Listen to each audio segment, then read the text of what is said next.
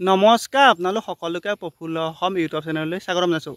যদি আপোনালোক চেনেলটোলৈ প্ৰথমবাৰৰ বাবে আহিছে প্লিজ চেনেলটো ছাবস্ক্ৰাইব কৰি দিব, ভিডিঅ'টো এটা লাইক কৰি দিব আৰু লগৰ বন্ধু বান্ধৱীসকলক শ্বেয়াৰ কৰি দিব। এতিয়া আপোনালোকৰ বহুতো ল'ৰা ছোৱালীৰ এটা সপোন আছে, সেইটো হৈছে তেওঁলোকে এটা চৰকাৰী চাকৰি কৰা আপোনালোকৰ ডিফেন্স লাইনত। এতিয়া তেওঁলোকে অপেক্ষা কৰি আছে যে নতুন এডভাৰটাইজমেণ্ট কেতিয়া মুকলি হ'ব। এতিয়া আপোনালোকে খুব কম দিনৰ ভিতৰত নিজৰ যিটো সপোন আছে সেই সপোনটো কেনেদৰে পূৰণ কৰিব। এতিয়া আপোনালোকৰ প্ৰথম কথা হ'ল আপোনালোকে প্ৰথম নিজক 100% সাজু কৰক। আপোনালোকে কোনোদিনা এডভাৰটাইজমেণ্টলৈ অপেক্ষা কৰি বহি নাথাকিব। আপোনালোকৰ বহুতো এনেকুৱা আছে তেওঁলোকে ভাবি থাকে যে যেতিয়া এডভাৰটাইজমেণ্ট মুকলি হ'ব তাৰপিছত এপ্লাই কৰিম আৰু তাৰপিছত ভালদৰে প্ৰেক্টিছ কৰিব নাইবা তেওঁলোকে ভালদৰে পঢ়া শুনা কৰিব। আৰু আপোনালোকৰ বহুতো এনেকুৱা আছে তেওঁলোকে যেতিয়া এডমিট কাৰ্ড আহিব তাৰপিছত তেওঁলোকে প্ৰেক্টিছ কৰিবলৈ অপেক্ষা কৰি থাকে। যদিহে আপুনি তেনেকৈ ভাবি আছে তেন্তে আপুনি বহুত বেছি ভুল ভাবিছে। এতিয়া আপোনালোকৰ বহুতখিনি নতুন পদ মুকলি হ'বলৈ গৈ আছে। আপোনালোকৰ 2026 চনৰ ভিতৰত আপোনাৰ যিটো সপোন আছে সেই সপোনটো ধুনীয়াকৈ পূৰণ কৰিব পাৰিব যদিহে আপুনি নিজক 100% সাজু কৰে। এতিয়া আপোনালোকৰ যিসকলে নতুন এডভাৰটাইজমেণ্টৰ বাবে অপেক্ষা কৰি আছে সেইসকলৰ বাবে ভাল খবৰ, আপোনালোকৰ খুব কম দিনৰ ভিতৰতে দিল্লী পুলিচত এপ্লাই হৈ যাব। আৰু আপোনালোকৰ দিল্লী পুলিচৰ যিটো ফাৰ্ষ্ট ষ্টেপ CBT কম্পিউটাৰ বিচাৰি টেষ্ট সেইটো আপোনালোকৰ নৱেম্বৰ আৰু ডিচেম্বৰ মাহত অনুষ্ঠিত হ'ব। গতিকে আপোনালোকে এতিয়াৰ পৰা ভালদৰে পঢ়া শুনা আৰম্ভ কৰি দিয়ক, কিয়নো আপোনালোকৰ দিল্লী পুলিচত ৰিটেন টেষ্টৰ কম্পিটিশ্যন বহুত বেছি হয়। আপোনালোকৰ ফিজিকেল টেষ্টটো ইমান বেছি টান নহয়, কিন্তু যিটো ৰিটেন টেষ্ট হয় সেই ৰিটেন টেষ্টটো আপোনালোকৰ বহুত বেছি টান হয়। আৰু আপোনালোকৰ যিটো ৰিটেন টেষ্ট সেই ৰিটেন টেষ্টটো প্ৰথম হয়। এতিয়া আমাৰ অসমৰ ল'ৰা ছোৱালীসকলৰ বাবে এটা ভাল খবৰ, সেইটো হৈছে যে দিল্লী পুলিচৰ যিখন কুৱেশ্যন পেপাৰ সেই কুৱেশ্যন পেপাৰখন অসমীয়াত থাকিব। গতিকে বহুতৰ বাবে সেইটো এটা সুবিধা হ'ব। তাৰপিছত আপোনালোকৰ আহিব SSC GD। আপোনালোকৰ SSC GD আপোনালোকৰ বহুতখিনি পদ মুকলি হয়। আমাৰ অসমৰ পৰা 4,000 5,000 প্ৰত্যেক বছৰ ল'ৰা ছোৱালীয়ে চাকৰি পাই থাকে। যদিহে আপুনি SSC GD এটা চাকৰি ল'ম বুলি ভাবিছে তেন্তে আপোনালোকৰ SSC GD যিটো ফাৰ্ষ্ট ষ্টেপ CBT কম্পিউটাৰ বিচাৰি টেষ্ট হয় সেই পৰীক্ষাটো আপুনি ভালদৰে দিব লাগিব। আপোনালোকৰ যিটো ফিজিকেল হয় সেই ফিজিকেলটো ইমান বেছি টান নহয়, কিন্তু আপোনালোকৰ যিটো মেডিকেল টেষ্ট হয় মেডিকেল টেষ্টটো টান হয়। কিন্তু আপুনি যদি প্ৰথম CBT পাছ কৰে তেতিয়াহে আপোনালোকে ফিজিকেল টেষ্ট নাইবা আপোনালোকৰ মেডিকেল টেষ্ট দিব পাৰিব। গতিকে আপুনি প্ৰথম ৰিটেন টেষ্টৰ বাবে ভালদৰে পঢ়া শুনা কৰিব লাগিব। এতিয়া আপোনালোকৰ SSC GD 2026 যিটো ভৰ্তি সেই ভৰ্তিৰ বাবে আপোনালোকৰ অক্টোবৰ নৱেম্বৰ মাহত অনলাইন এপ্লাই খোলা দিব।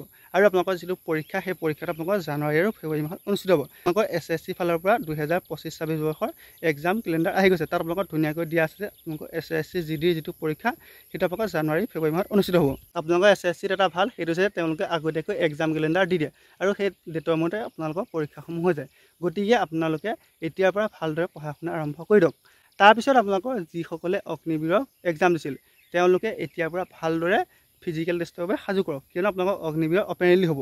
আপোনালোকৰ প্ৰথম ৰিটেন টেষ্ট হৈ গ'ল, যদি ৰিটেনত আপোনালোকৰ অলপমান মাৰ্ক কমি আছে যদি আপুনি ফিজিকেল টেষ্টত উঠাই দিয়ে তেন্তে আপোনাৰ ফাইনেল চিলেকশ্যন হৈ যাব। তাৰপিছত আহি গ'ল আপোনালোকৰ অসম আৰক্ষী আৰু অসম বন বিভাগ। আপোনালোকৰ অসম আৰক্ষী আৰু অসম বন বিভাগৰ নতুন এডভাৰটাইজমেণ্ট নৱেম্বৰ মাহত মুকলি হ'ব। তাৰপিছত আপোনালোকৰ খুব সম্ভৱতঃ যিটো ইণ্টাৰভিউ সেই ইণ্টাৰভিউটো কম দিনৰ ভিতৰতে হৈ যাব, কিয়নো আপোনালোকৰ 2026 চনৰ অসম বিধানসভা নিৰ্বাচন হ'ব। আপোনালোকৰ সেই নিৰ্বাচনৰ আগতে আপোনালোকৰ ইণ্টাৰভিউসমূহ পাতিব পাৰে। গতিকে আপোনালোকে এতিয়াৰ পৰা ভালদৰে ৰানিং লং জাম্পৰ প্ৰেক্টিছ কৰি থাকক আৰু লগতে ভালদৰে পঢ়া শুনা কৰি থাকক। তাৰপিছত আপোনালোকৰ আহি গ'ল ADRE 3rd গ্ৰেড আৰু 4th গ্ৰেড। আপোনালোকৰ যিসকলে দৌৰিব মেলা কৰিব নোৱাৰে তেওঁলোকে ADRE যিটো 3rd গ্ৰেড আৰু 4th গ্ৰেডৰ পৰীক্ষা আছে সেইটো যদি ভালদৰে দিয়ে তেওঁলোকে এটা চাকৰি ধুনীয়াকৈ ল'ব পাৰিব। এতিয়া আপোনালোকৰ ADRE 3rd গ্ৰেড আৰু 4th গ্ৰেডৰ নতুন এডভাৰটাইজমেণ্ট ডিচেম্বৰ মাহত মুকলি হ'ব। গতিকে আপোনালোকৰ ADRE 3rd গ্ৰেডৰ যিখিনি পোষ্ট হয় সেইখিনি আপোনালোকৰ বহুত ধুনীয়া পোষ্ট হয়। যদি তাত আপুনি এটা চাকৰি ল'ম বুলি ভাবিছে তেন্তে আপুনি ভালদৰে পঢ়া শুনা কৰিব লাগিব। আপুনি এনেই 2 ঘণ্টা 3 ঘণ্টা পঢ়িলে নহ'ব, আপুনি যদি ভালদৰে পঢ়ে তেতিয়াহে ADRE যিটো 3rd গ্ৰেডৰ পৰীক্ষা হয় সেই পৰীক্ষাটো পাছ কৰিব পাৰিব। গতিকে আপোনালোকে ভালদৰে পঢ়া শুনা আৰম্ভ কৰি দিয়ক। তাৰ বাহিৰে আপোনালোকৰ SSC CGL, তাৰপিছত আপোনালোকৰ SSC CHL, তাৰপিছত আপোনালোকৰ SSC MTS আপোনালোকৰ বহুতখিনি নতুন পদ মুকলি হৈছে। গতিকে যিসকলে সেইখিনি পোষ্টত এপ্লাই কৰিছিল সেইসকলৰ ভাল খবৰ, সেইসকলেও ভালদৰে পঢ়া শুনা আৰম্ভ কৰি দিয়ক। মাত্ৰ আপোনালোকে ভালদৰে পঢ়া শুনা কৰি থাকক আৰু লগতে আপোনালোকে ফিজিকেল টেষ্টৰ বাবে নিজকে ভালদৰে যদি সাজু কৰে তেন্তে আপুনি 2026 ভিতৰত আপোনাৰ যিটো সপোন আছে সেই সপোনটো ধুনীয়াকৈ পূৰণ কৰিব পাৰিব। মাত্ৰ আপুনি নিজক 100% সাজু কৰক। আপুনি কেতিয়াও এডভাৰটাইজমেণ্টলৈ অপেক্ষা কৰি নাথাকিব। আপুনি সদায় ৰানিঙৰ প্ৰেক্টিছ কৰক আৰু লগতে লং জাম্পৰ প্ৰেক্টিছ কৰক আৰু লগতে সদায় ভালদৰে পঢ়া শুনা কৰি থাকক। আপোনালোকৰ এটা ভাল কথা সেইটো হৈছে যে আপোনালোকৰ যিটো ৰিজনিঙৰ পাৰ্ট হওক নাইবা যিটো মেথছৰ পাৰ্ট হওক আপোনালোকৰ যিকোনো পৰীক্ষাৰ বাবে আপোনালোকৰ একেই হয়, আপোনালোকৰ চিলেবাছটো প্ৰায় মিলে। গতিকে আপোনালোকে অসম আৰক্ষীৰ বাবে ৰিজনিং বেলেগকৈ নাইবা আপোনালোকে SSC GD বাবে ৰিজনিং বেলেগকৈ পঢ়িব নালাগে, আপোনালোকৰ একেখিনি হৈ যায়।